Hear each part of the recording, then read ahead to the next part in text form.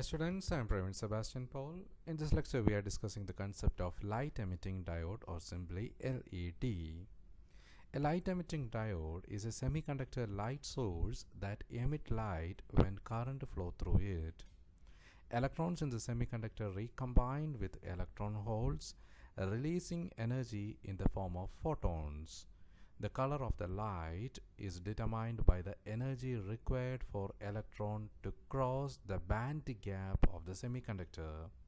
White light is obtained by using multiple semiconductor or a layer of light emitting phosphor on the semiconductor device. Appearing on the practical electronic components in 1962, the earliest LEDs emitted low intensity infrared light. The infrared LEDs are used in remote control circuit such as those used with a wide variety of consumer electronics. The first visible light LED were of low intensity and limited to red color. Modern LEDs are available across visible, ultraviolet and infrared wavelengths with high light outputs. LEDs have many advantages over incandescent light sources, including lower energy consumption, longer lifetime, improved physical robustness, smaller size, and faster switching. LEDs are used in applications as diverse as aviation lighting, fairy lights, automotive headlamps, advertising boards, general lighting, traffic signals, camera flashes, lighted wallpapers, horticultural grow lights, and medical devices.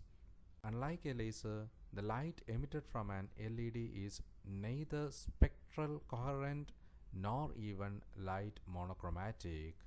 However, its spectrum is sufficiently narrow that it appears to the human eye as a pure color. Also, unlike most lasers, its radiation is not spatially coherent, so it cannot approach the very high brightness characteristic of laser. When it comes to the working principle, a light emitting diode is a two-lead semiconductor light source. It is a PN junction diode that emits light when activated. When a suitable voltage is applied to the LEDs, electrons are able to recombine with electron hole within the device, releasing energy in the form of photons. This effect is called electroluminescence, and the color of the light is determined by the energy band gap of the semiconductor. The working principles is briefing as here. The material used in LEDs basically are aluminum gallium arsenide AlGaAs. In its original state, the atoms of this material are strongly bonded. Without free electron, conduction of this electricity becomes impossible here. By adding an impurity which is known as doping, extra atoms are introduced, effectively distributing the balance of the material.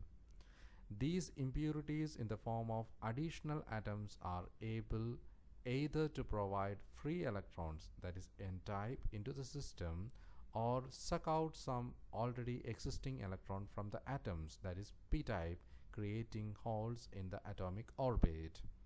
In both ways, the material is rendered more conductive. Thus, in the influence of an electric current in n-type material, the electrons are able to travel from anode to the cathode and vice versa in the p-type material. Due to the virtue of semiconductor property, current will never travel in opposite direction in the respective cases. From this explanation, it is clear that the intensity of light emitted from the source, that is LED, depend upon the energy level of the emitted photon, which in turn will depend upon the energy released by the electrons jumping in between the atomic orbit of the semiconductor material.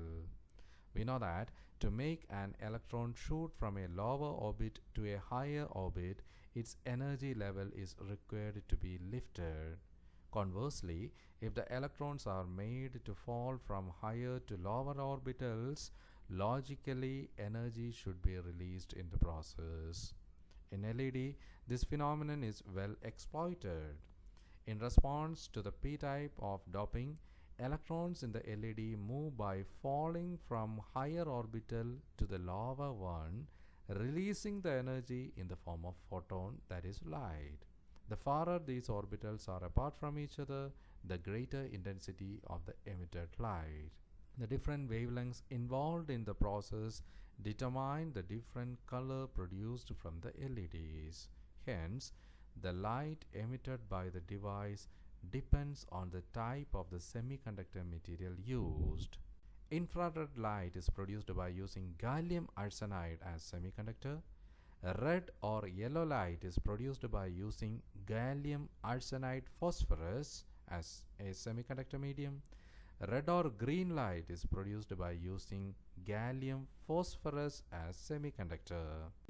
So these are the basic working principles of a light emitting diode. When it comes to the advantages of LED, very low voltage and current are enough to drive LED. Total power output will be less than 150 milliwatts. The response time is very less and which is always below 10 nanoseconds.